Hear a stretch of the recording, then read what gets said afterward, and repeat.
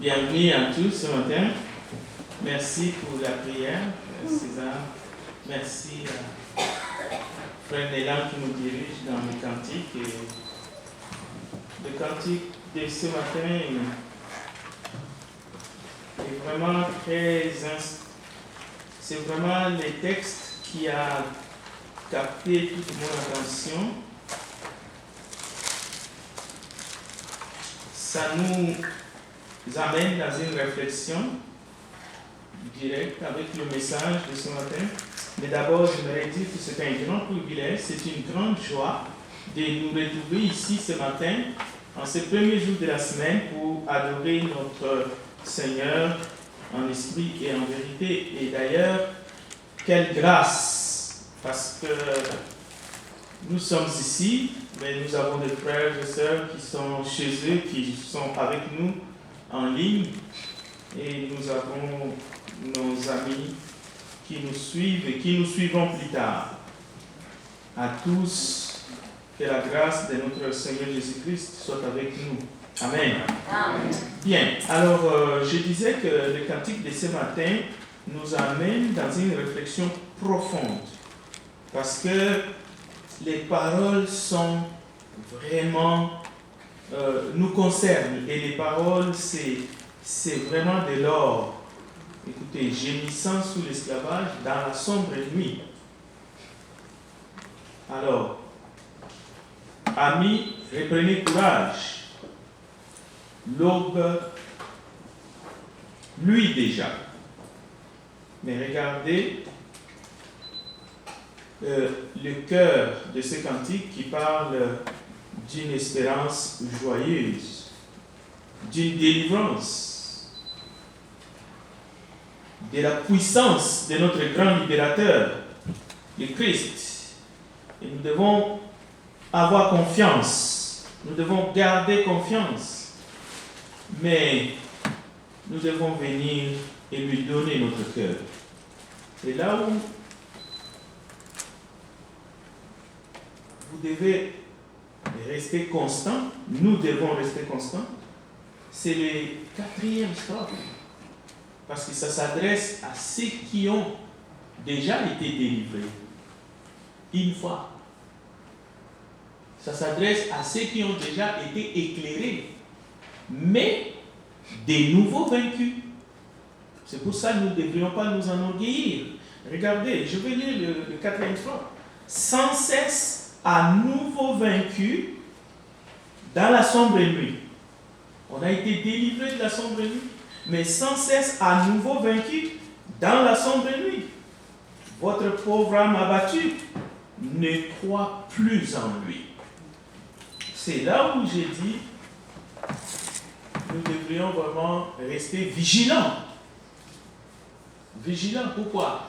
Pour ne pas être à nouveau vaincus dans la sombre nuit. Mais en même temps, l'espérance est joyeuse. C'est ce qui nous amène ce matin à proclamer la bonne nouvelle à ceux qui sont perdus, tout en étant prudents nous-mêmes, comme il est écrit, que celui qui se croit debout prenne garde de tomber. Alors, nous n'allons pas lire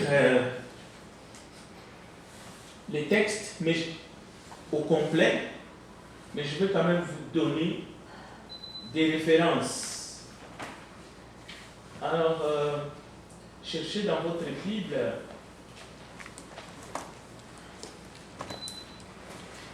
Exode chapitre 20. Nous n'allons pas projeter, mais vous pouvez suivre seulement. Et notre ami, pour ceux qui sont arrivés plus tôt, si vous avez reçu le bulletin de ce matin, que nous avons imprimé à une quantité raisonnable. Alors, le texte se trouve au verso. Alors, Exode chapitre 10, non, Exode 20. Exode 20. Alors Dieu prononça toutes ces paroles en disant, je suis l'Éternel ton Dieu qui t'ai fait sortir du pays d'Égypte, de la maison de servitude. Vous voyez, la servitude. Gémissant dans l'esclavage, sous l'esclavage, dans la sombre nuit. Alors, le verset 2. Après avoir été sorti, après avoir fait sortir le peuple du pays d'Égypte, dans la maison de la servitude, écoutez le verset 3. Tu n'auras pas d'autre Dieu devant ma face. Tu ne te feras point d'image taillée, ni de représentation quelconque des choses qui sont en haut dans les cieux, qui sont en bas sur la terre, et qui sont dans les eaux plus bas que la terre. Tu ne te prosterneras point devant elles, et tu ne les serviras point, car moi, l'Éternel, ton Dieu, je suis un Dieu jaloux, qui punit l'iniquité des pères sur les enfants jusqu'à la 3e et la 4e génération de ceux qui me haïssent, et qui fait miséricorde jusqu'à 1000 générations à ceux qui m'aiment et qui gardent mes commandements. Alors, si nous continuons la lecture, en un mot, nous avons ici Dieu qui a prescrit, qui a écrit, qui a remis à son prophète pour son peuple.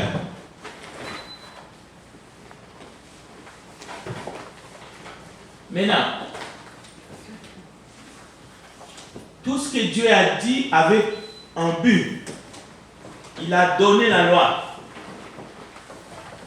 afin que le peuple puisse se rendre compte qu'il est pécheur, qu'il est perdu. Pas parce que cette loi puisse sauver. Non, la loi n'était pas capable de sauver quiconque. Mais Dieu avait prévu que le temps de la grâce viendra. Le temps de Christ, son Fils bien-aimé, le Sauveur du monde. L'histoire de ce peuple, c'est notre histoire. On peut même dire que c'est le début de notre histoire, en quelque sorte, dans le plan de la rédemption de l'humanité. Jacques, le frère du Seigneur, Jacques au chapitre 2, verset 10, notez le texte, il dira ceci plus tard, car quiconque gardera toute la loi et faillira à un seul point, est coupable sur tous. Et nous avons ici 26 versets. Au fait, nous avons les textes qu'on a découpés en 26 morceaux. Simplement pour que le lecteur puisse bien comprendre ou bien l'intérioriser. Mais maintenant, ces textes, si on se limite juste à ces textes ici, bien qu'il y en a d'autres dans le Torah, lorsqu'on péchait, lorsqu'on violait, lorsqu'on était coupable d'un seul, on était coupable de tous. Écoutez bien, Jacques chapitre 2, verset 11. En effet, celui qui a dit, donc c'est l'Éternel, tu ne commettras point d'adultère, a dit aussi, tu ne tueras pas. Or, si tu ne commets point d'adultère, écoutez bien, si tu ne commets point d'adultère, mais que tu commets un meurtre, tu deviens transgresseur de la loi. Tu n'as pas commis d'adultère, mais tu as commis un meurtre.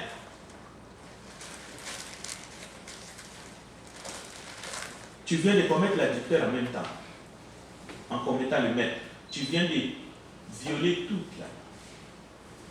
Alors, vous savez qu'il y a un esprit dans le monde où les gens, lorsque l'évangile est prêché, les gens disent, mais c'est quoi encore ce message-là? Pourquoi est-ce qu'il nous demande de nous repentir? Les gens ne savent pas à quoi ils devraient se repentir, parce que les gens ont perdu la notion du péché, en fait, à cause des idées et justement au mensonge du monde. Les gens ne savent pas c'est quoi le péché. Au fait, ils font semblant de ne pas savoir.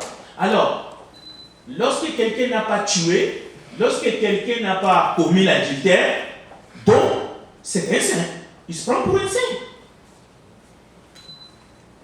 Parce qu'il n'a pas commis un meurtre.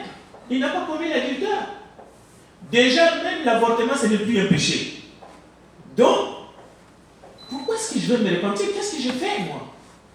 Je ne suis pas un assassin, je n'ai pas tué quelqu'un, donc je suis un saint. C'est ça la mentalité du monde. Alors, selon vous, que risquent les gens à chaque instant de la vie qu'un être humain, homme ou femme, recuse d'obéir au Seigneur? Je verrai après. On verra. J'ai le temps. Que risquent les gens qui refusent d'obéir au Seigneur? Au fait, les gens qui remettent à demain ou au lendemain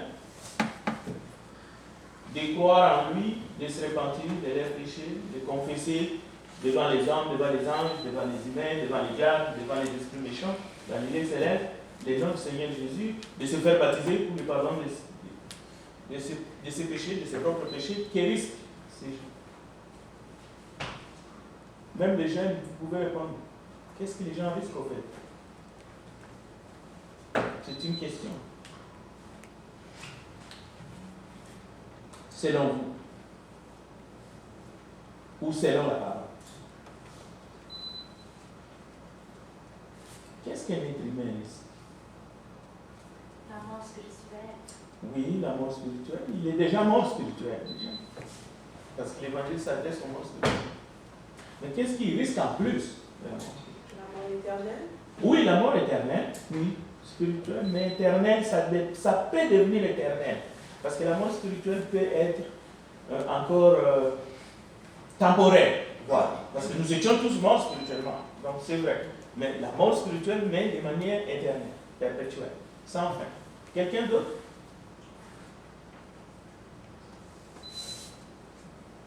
Vraiment, pour moi, Sceaux de vin, c'est le chapitre qui m'a fait convertir à Dieu. Quel chapitre? Le 20. Exode 20? Oui. Ok, d'accord. Ouais, c'est très, Oui, très... parce que... C'est la loi. Oui, parce que j'ai compris que toutes les autres choses ne comptent pas. C'est seulement Dieu qui compte. Oui, il faut les lire. Vous voyez qu'on n'a pas lu tous les chapitres 20. Il y a Oui. vraiment des choses pratiques. C'est Ça celui-là. me rend conscient, ça rend quiconque conscient que, Oui. d'ailleurs, avec le commentaire de sœur Parce qu'il dit qu'il là, faut... je vais lire encore Oui. le chapitre 20, quelques morceaux. D'accord. Écoutez bien. Le verset 6. On a lu le verset 5, maintenant lisons le verset 6, qui fait miséricorde, ça on a dit. Tu ne prendras point les noms de l'Éternel, ton Dieu, en vain. Ça c'est le verset 7. Chose que les gens font de manière couramment aujourd'hui même. Même c'est banalisé. C'est-à-dire on sacre. Oh, tu ne prendras point les noms de l'Éternel en vain. Ça c'est le verset 7.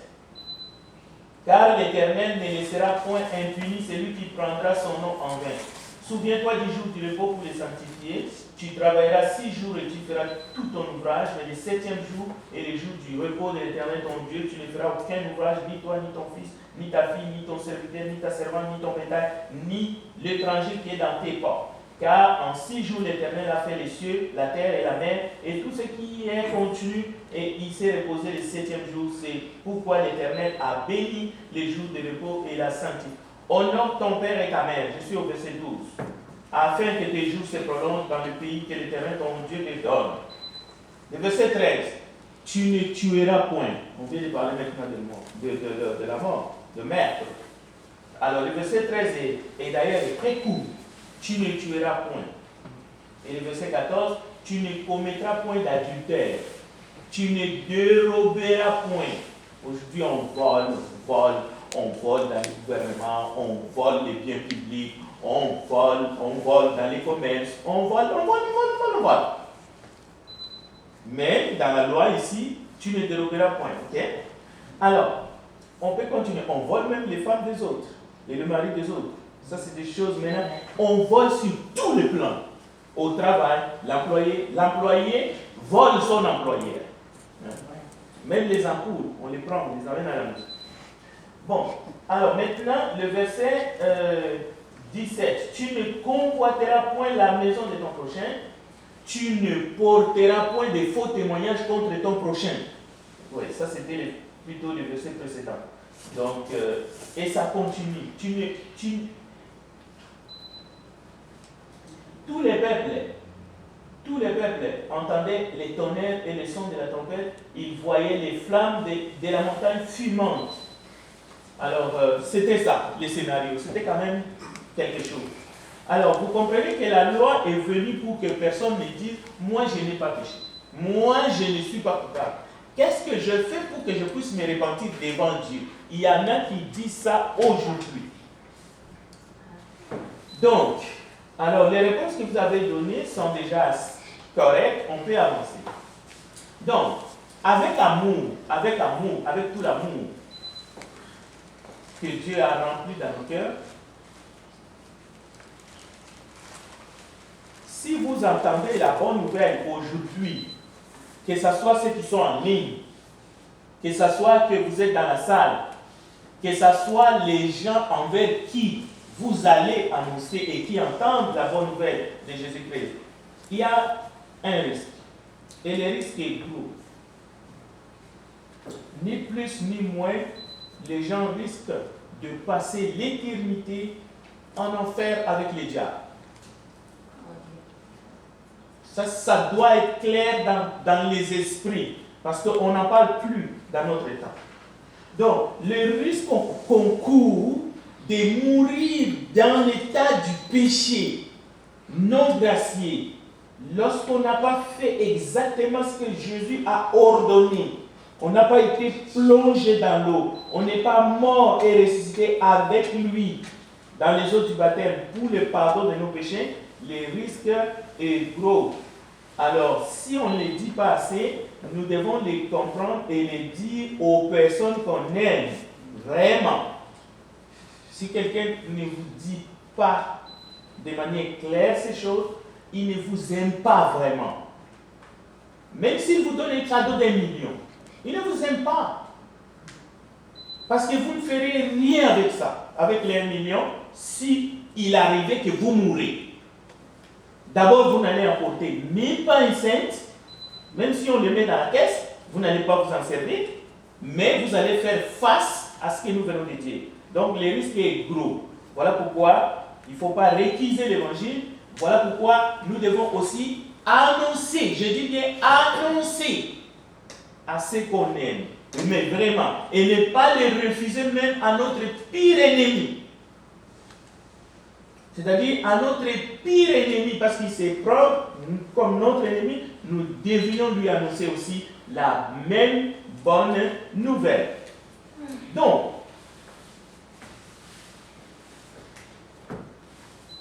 et il y a un autre point important qu'on va éclaircir ici. Jésus-Christ ne va plus mourir une seconde fois. C'est-à-dire, il ne va pas revenir pour monter à la croix, mourir, afin que quelqu'un puisse expérimenter ce que le brigand repentant a expérimenté à la croix.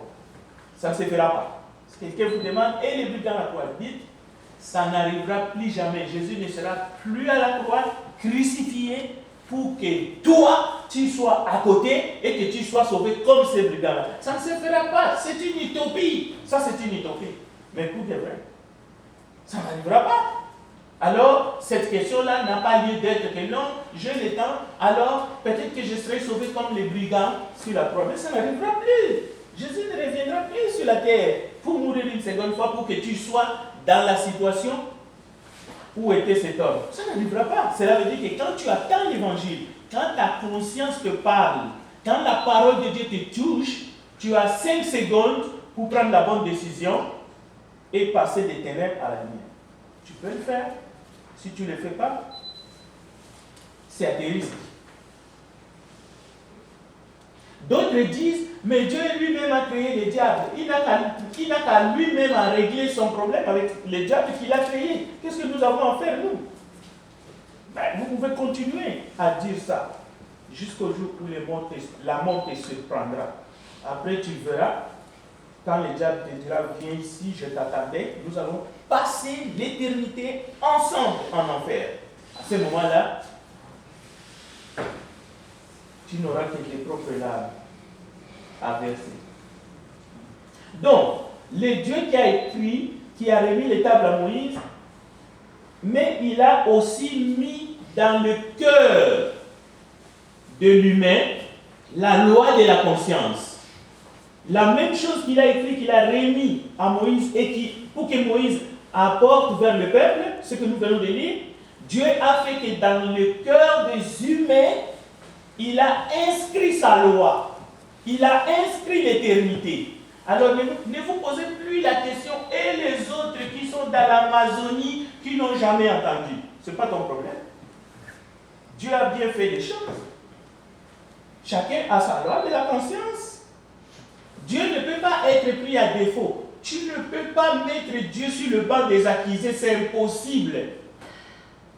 Donc c'est important de comprendre ces réalités par rapport à l'évangile que nous prêchons. Nous allons ajouter encore quelques exemples.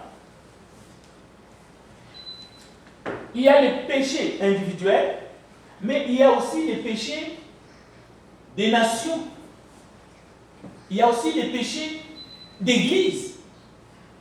Une assemblée peut pécher et amener tout le monde dans l'aveuglement et dans un trou. Jésus a dit, si un aveugle conduit un aveugle, tous les deux tomberont dans une fosse. Voilà pourquoi chaque membre du corps du Christ doit vérifier les Écritures. Prenons un exemple de péché de l'assemblée.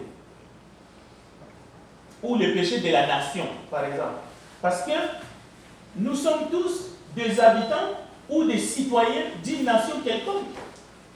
Maintenant, les chrétiens ou les croyants s'embrouillent et tombent parfois dans les péchés de la nation. Non, il ne faut pas suivre même notre propre nation, même notre propre gouvernement, si celui-ci va à la contre des commandements et des principes de Dieu. Diable! Il faut rester debout. Au contraire, il faut claironner. Il faut être un sentinelle pour que, à travers vous, la nation puisse être sauvée. Lorsqu'on légalise l'avortement, il ne faut pas suivre la nation. Lorsqu'on légalise les drogues, il ne faut pas suivre la nation. Ça, c'est le péché de la nation. Lorsqu'on légalise le mariage des gens qui sont du même genre, il ne faut pas suivre la nation, il ne faut pas écouter la nation. Il faut complètement se détourner et ne pas soutenir ça. Les États-Unis, la Grande-Bretagne, la France, le Canada, la Russie et d'autres grandes nations de la planète, si vous suivez bien les informations,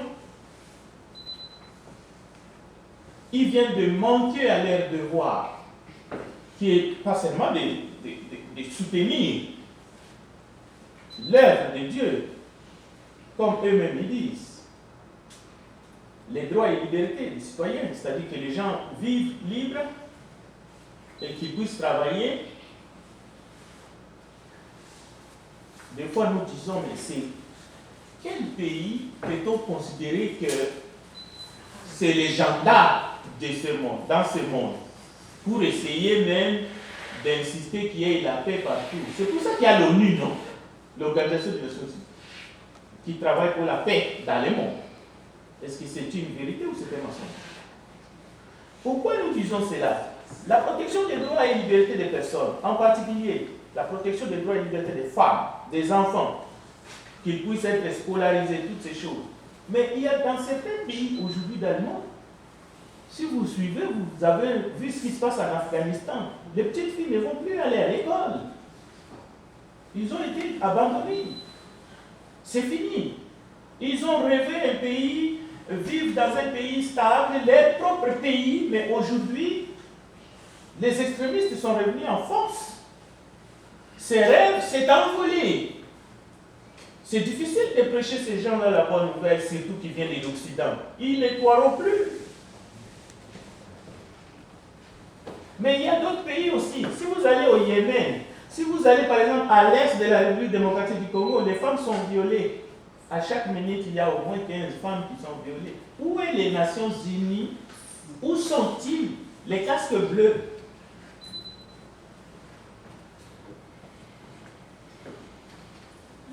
Il y a des populations qui sont assassinées. Eh bien, c'est ça le péché de la nation. Voilà pourquoi nous devons apporter l'évangile à nos gouvernants.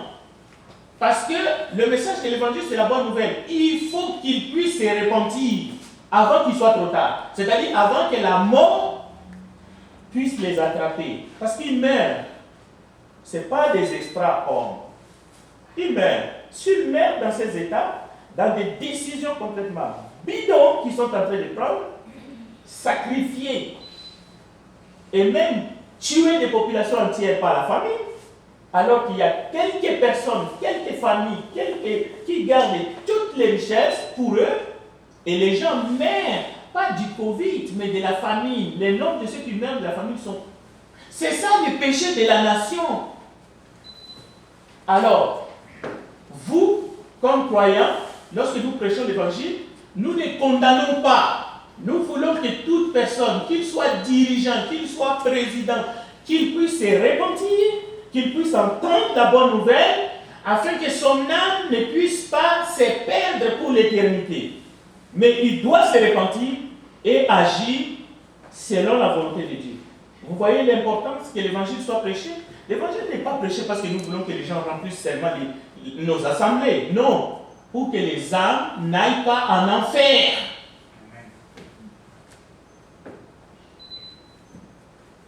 Donc, avant d'être capable d'aller plus loin pour apporter la bonne nouvelle, parce qu'il y a des gens qui se font des soucis, qui veulent aller à 5000 km, il faut d'abord apporter la bonne nouvelle autour de soi. Il faut commencer dans sa propre famille, dans les sphères de nos amis, de nos collègues. Et peut-être si Dieu le veut, s'il le désire, il va faire comme il a dit pour Paul et Barnabas. Mettez-moi à part Paul et Silas, Paul et Barnabas, je veux les envoyer un peu plus loin. Mais ne vous faites pas de soucis, vous n'avez pas besoin de voyager. Alors, par rapport au salut, par rapport à la bonne nouvelle, j'aimerais dire rapidement, lorsque l'évangile est libéré, lorsque l'évangile est prêché, ne croyez pas que cela ne dépend que de vous. Le salut ne dépend que de celui qui ne dépend pas seulement de celui qui prêche ou de celui qui attend la bonne nouvelle. Non. Il y a la part de Dieu là-dedans. D'abord, il faut savoir que le salut dépend de celui qui en a payé le prix. Le Christ a payé le prix fort. Donc ça dépend de lui. Ça dépend du Père d'amour qui a accepté le sacrifice de Jésus. Mais attention, lorsque tu as entendu l'évangile, que ce soit pour la première fois ou pour le millième fois, vous avez 5 secondes, vous avez 10 secondes, vous avez le temps que vous allez vous donner pour recevoir la grâce de Dieu et profiter de cette grâce pleinement, recevoir le pardon de Dieu. Voilà votre responsabilité. Votre responsabilité ce matin, c'est de recevoir cette grâce, d'ouvrir votre cœur, de dire merci à Dieu pour ce sacrifice. Alors, nous prions afin que la grâce de Dieu puisse toucher tous les cœurs. 2 Corinthiens chapitre 6. C'est maintenant le jour du salut. C'est aujourd'hui. Tout peut changer. Si tu acceptes la bonne nouvelle, la Bible dit que tu vas devenir une nouvelle créature. Cela veut dire que tu vivras sans aucune culpabilité de tes péchés, de tes propres péchés. La Bible dit, Dieu va te déclarer juste et non coupable. le pécheur, même le plus vétéré, est sanctifié par le sang de Jésus-Christ. Ça veut dire mis à part, justifié, à condition d'obéir à l'évangile de Christ, en te faisant baptiser pour le pardon de tes péchés, après s'être repenti, confesser le nom du Seigneur Jésus. Voilà la bonne nouvelle du Seigneur. Voilà le message que nous devons apporter jusqu'aux extrémités de la terre. Voilà la bonne nouvelle que nous devons apporter à nos dirigeants. Voilà la bonne nouvelle que ceux qui ont été vaincus pour la seconde fois, alors qu'ils avaient vu la gloire de Dieu, mais ils se sont reculés, ils sont restés en arrière, ils ont besoin d'attendre. C'est un risque. C'est un gros risque. Maintenant, on va terminer par une autre question. Que dire au sujet de la grande majorité des croyants indisciplinés spirituellement, qui sont dans des groupes religieux parfois,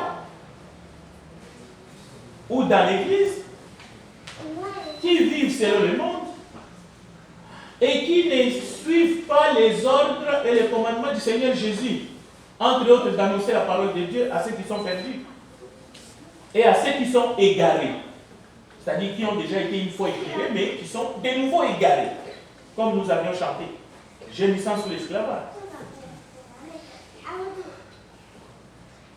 Non, chers frères et sœurs, la proclamation de la bonne nouvelle, c'est la preuve que nous suivons les ordres de notre commandant en chef, Jésus-Christ. C'est la preuve que nous sommes soumis. Nous allons là où il nous dit d'aller. Nous parlons à qui il nous donne les ordres de parler. Et nous ne faisons pas, c'est-à-dire nous ne faisons pas de, je peux parler à celui-là, je ne parlerai pas à celui-là de la bonne nouvelle. Non, la bonne nouvelle est pour tous.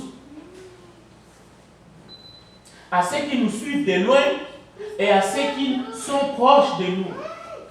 Et en partie, le nôtre, nos membres de famille, nos amis, nos cousins. C'est une question de vie et de mort.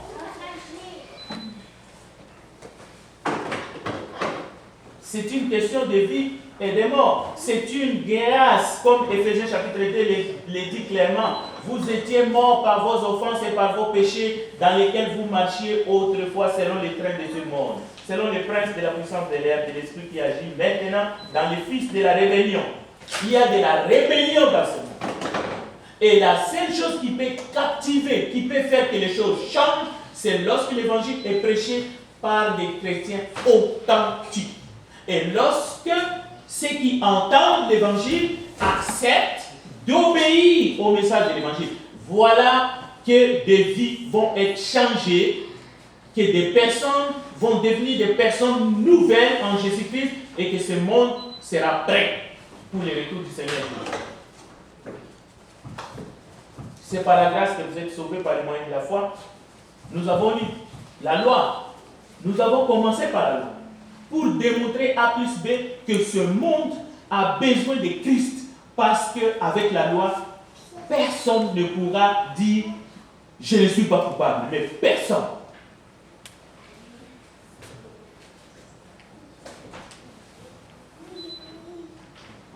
Il y a les péchés des hommes religieux et des femmes religieuses. Luc chapitre 20. Parce que si nous ne connaissons pas ces choses, nous ne voyons pas les pourtant des péchés de l'évangile.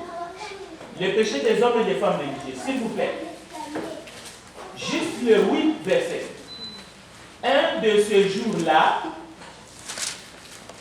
comme Jésus enseignait le peuple dans les temples et qu'il annonçait la bonne nouvelle, le principal sacrificateur et les scribes avec les anciens survinrent et lui dirent, dis-nous par quelle autorité fais-tu ces choses ou qui est celui qui t'a donné cette autorité? Il leur répondit, je vous adresserai aussi une question. Dites-moi, le baptême des gens venait du ciel ou des hommes? Mais ils raisonnaient ainsi entre eux. Si nous répondons du ciel, il dira, pourquoi n'avez-vous pas cru en lui? Et si nous répondons des hommes, tout le peuple nous lapidera car il est persuadé que Jean était un prophète. Alors il répondit qu'il ne savait d'où il venait. Jésus leur dit, moi non plus je ne vous dirai pas par quelle autorité je fais ces choses.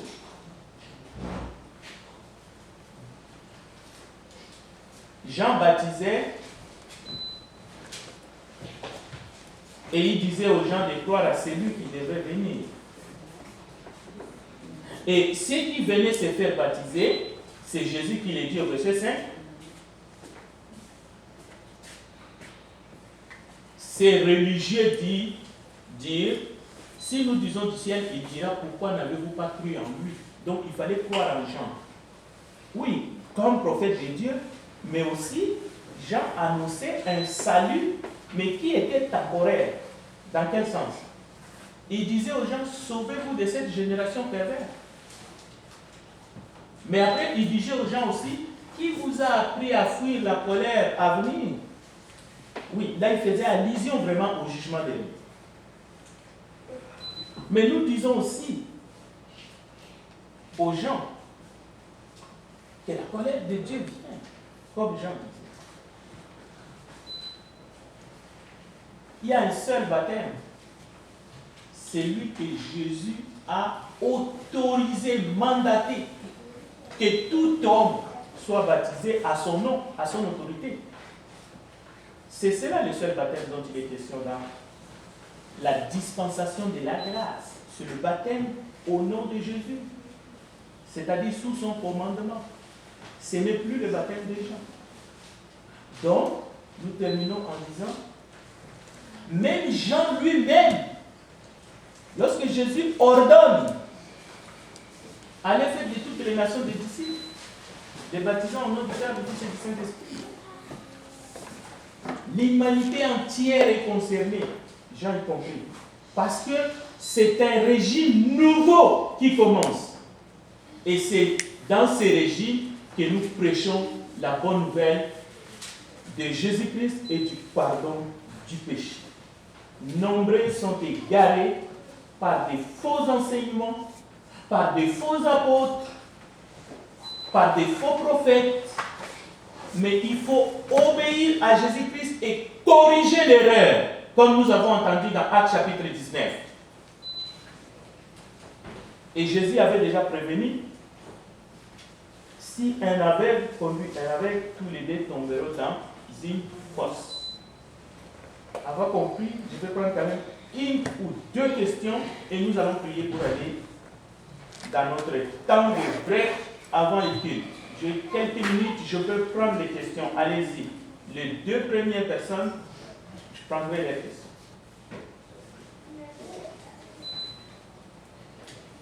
Oui, frère César. Ce serait plus ajouter un commentaire. Ce que tu viens de dire, c'est vrai, il faut prêcher l'évangile, il faut parler aux gens, mais il faut aussi être exemple. Oui, il faut aussi être, oui, tout à fait. Ça c'est clair. Ça c'est clair. C'est pour cela, d'ailleurs, on a touché les points de différents types de péchés. Ce n'est pas seulement pour que ceux qui disent pourquoi je veux me repentir ou en quoi je veux me repentir, mais pour que nous-mêmes qui portons l'évangile, comme nous avons chanté, je me sens sous l'esclavage, c'est-à-dire que nous avons été libérés de l'esclavage, mais que nous ne soyons pas des nouveaux vaincus. Parce que ça arrive que nous sommes des nouveaux vaincus. À ce moment-là, nous ne sommes plus la lumière ni les sels de la terre. On ne peut que nous fouler au pied. Une autre question ou commentaire? Oui, frère Jean. Frédéric, merci pour l'étude. Alors, nous savons qu'il y a des interdits et des obligations pour l'être humain. Mais j'aimerais savoir qu'est-ce que vous comprenez, ou bien dans quel cadre on peut mettre quelqu'un qui fume. C'est ça ma question. Très bien. J'ai un enseignement que je suis en train de préparer pour continuer un peu la question qui a été posée dans l'étude passée. Parce que dans la Bible, nous avons des lois cérémonielles dans la loi, qu'on sait que c'est devenu caduque par l'entrée en vigueur de la Nouvelle Alliance, mais nous avons des lois morales aussi.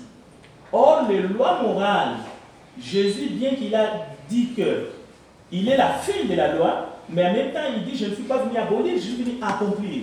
Donc, il y a des lois cérémonielles qu'on ne peut plus revenir dans la loi de Moïse, mais il y a des lois morales qui traversent même l'ère patriarcale, l'ère mosaïque, et on les retrouve dans l'ère chrétienne. C'est là qu'on peut aller classer, par exemple, les gens qui vont se maltraiter eux-mêmes. Tu vois ce que je veux dire? Ça peut être l'exemple que vous avez donné, mais ça peut être aussi dans les médicaments. Il y a des gens qui prennent des médicaments qu'on ne les a pas prescrits, parce qu'ils veulent atteindre quelque chose.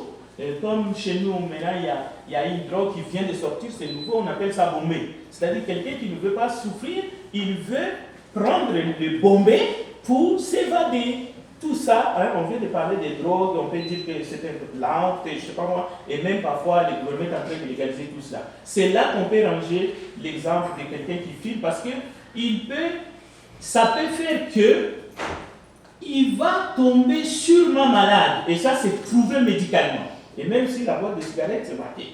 Alors, cette personne-là est en train de se martyriser, c'est quelqu'un qui est en train de détruire son corps, et la Bible dit, c'est lui qui détruit son corps, Dieu le détruira. Mais encore une fois, les cigarettes, nous ne devrions pas aller avec cet argument pour voiler la grâce de Dieu auprès des gens.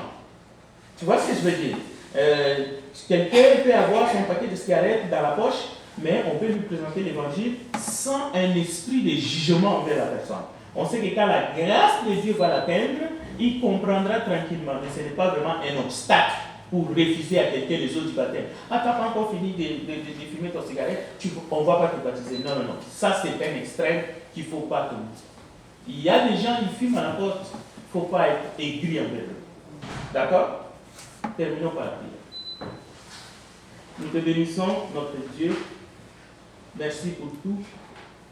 Bénis ces moments, bénis ta parole. Aide-nous à continuer à prêcher ta parole, la bonne nouvelle, et à être des modèles, des exemples, afin que le monde puisse voir ta gloire, que le monde puisse obtenir le pardon des péchés, comme nous avons reçu cette grâce, et nous sommes devenus des témoins vivants.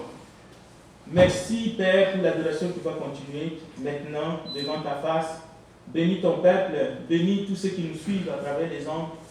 Nous te le demandons, Père, au nom de notre Seigneur Jésus-Christ. Amen. Amen. Amen.